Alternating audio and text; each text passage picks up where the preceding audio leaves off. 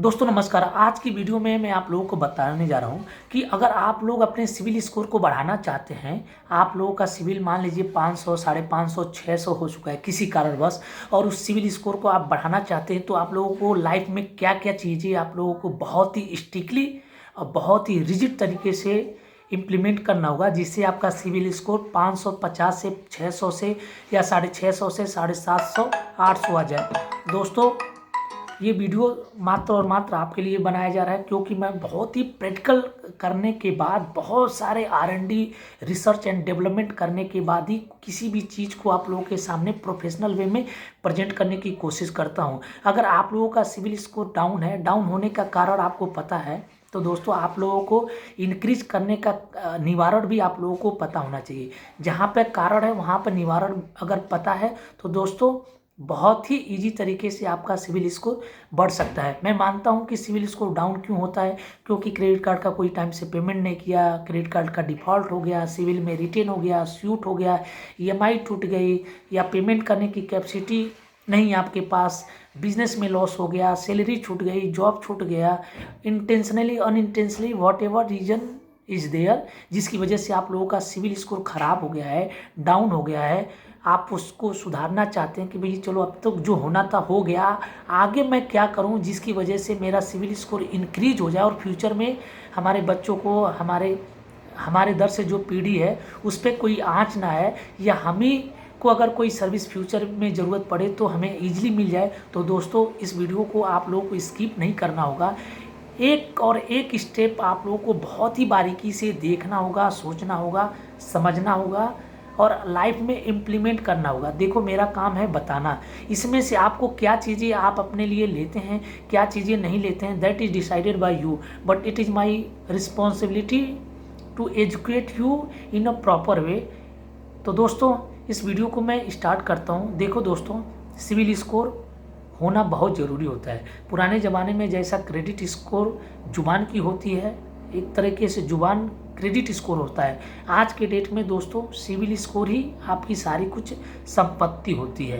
तो वही संपत्ति किसी कारणवश खराब हो रही है तो दोस्तों मेरा तो ये आपसे बहुत ही सिंसियर और विनम्र निवेदन है कि इस संपत्ति को आप लोग बचा लें, क्योंकि आने वाला जो एरा है सब कुछ डिजिटल और आपके हिस्ट्री के बेस पे होने वाला है। तो दोस्तों आपको करना क्या है, सबसे पहले जो पुरानी चीज़ें हो गई उस पर आप मिट्टी कर दीजिए या वाल पुट्टी लगा दीजिए, या जो भी लेप लगाना है आप अपने अकॉर्डिंग लेप लगा लीजिए।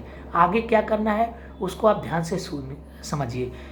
अगर आगे कोई लोन लेना चाहेंगे तब तो इम्पॉसिबल है, पता नहीं मिलेगा कि नहीं मिलेगा, बट कोशिश करिए कि छोटे मोटा कंज्यूमर लोन लें। मैं पहले पूरी बात ध्यान से सुनिए, ये मत सोचिए कि मैं ज्ञान दे रहा हूँ, अरे यार कंज्यूमर लोन बता रहा है मैं तो ले लूँ, नहीं दोस्त, आगे स्टेप बाय स्टेप समझिए मैं कहना क्या चाहता हूँ। कोई छोटा मोटा कंज्यूमर लोन ले लीजिए, कोशिश कीजिए, और जो कंज्यूमर लोन ले रहे हैं उसका ज़्यादा से ज़्यादा लंबे समय तक उसकी EMI बनवाइए।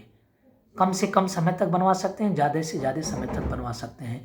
और जो EMI बनवाते हैं लोग ज़्यादातर क्या करते हैं, एप्लीकेशन ले लिया, एप्लीकेशन से लगाए टक टक पेमेंट कर दिया, भाई हमने EMI पेमेंट कर दिया। दोस्तों ऐसा नहीं करना है। लाइफ में करना क्या है, EMI तो आप भर रहे हैं बट प्रॉपर तरीके से आपको भरना है। तो भरना कैसे है, आप एक काम कीजिएगा, जब भी आप लोन लें तो लोन लेने वाले बंदे से या जो भी आपके लोन प्रोवाइडर हैं उनसे बोलिए कि सर मेरा जो EMI है, हमारी EMI बैंक के माध्यम से कटनी चाहिए। तो बैंक के माध्यम से जब आप अपना EMI कटवाना चाहते हैं 6 महीने के लिए, 12 महीने के लिए, तो उस बैंक का आपके पास डेबिट कार्ड और ATM का पिन होना चाहिए। इससे क्या होगा, आपका जो डेबिट कार्ड होता है उससे ना ECS एक्टिवेट हो जाता है, डेबिट कार्ड नंबर मांगेंगे, एक्सपायरी मांगेंगे, OTP डालेंगे। जब आपका सक्सेसफुली ECS एक्टिवेट हो जाए तब जा करके अगर आप लोन लेते हैं तो दोस्तों आपका जो EMI है ऑटोमेटिक आपके अकाउंट से डेबिट होती जाएगी। मान लीजिए 5 तारीख का आपका EMI का डेट है, तो आपके अकाउंट में चाहे ठंडी हो, बरसात हो, जाड़ा हो, गर्मी हो, 4 तारीख के डेट में 12 बजे से पहले पहले आपके अकाउंट में, जिससे आपकी EMI कटने वाली है, आपके खाते में पैसे पड़े जाने चाहिए। कैश में डालिए, ट्रांसफ़र कराइए। तो पहला स्टेप तो ये हो गया दोस्तों, आप अपना सिविल सुधारने के लिए। दूसरा स्टेप ये होता है कि मान लीजिए सबके घर में गृहस्थनी होंगी, वाइफें होंगी, लेडीसें होंगी, कुछ ना कुछ आप लोगों के पास ज्वेलरी होगी। मैं नहीं कहता हूँ कि उस ज्वेलरी को आप लोग मेरे कहने से सेल आउट कर दीजिए, बट लोन ले लीजिए। बट दोस्तों, कुछ पाने के लिए कुछ तो खोना पड़ेगा आप लोगों को। खोना क्या है? जो भी आपके पास ज्वेलरी है, गोल्ड है, सिल्वर है, उस पर थोड़ा मोड़ा 20,000 30,000 का लोन ले लीजिए। लोन लेने का प्रोसेस भी मैं बता दे रहा हूँ।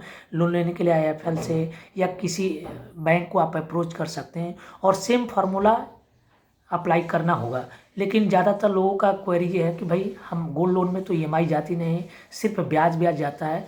मान लीजिए आज के डेट में आपने लोन लिया गोल्ड लोन, और अगले महीने 20 तारीख को आपको ब्याज देना है। तो दोस्तों, आप 20 तारीख का वेट ना करें, 18 तारीख को ही जा करके ब्याज का पार्ट पे कर दें। एक दिन डिले होने से बेटर है एक दिन पहले पेमेंट करें।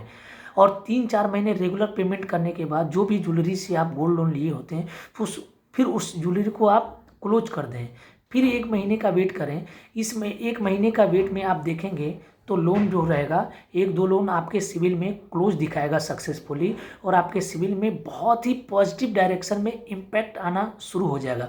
Over the period of 6 to 9 month आप देखेंगे तो आपका सिविल स्कोर एग्जिस्टिंग में जितने भी पॉइंट है उससे 100 से 150 पॉइंट ऑटोमेटिक आपका इंक्रीज हो जाएगा।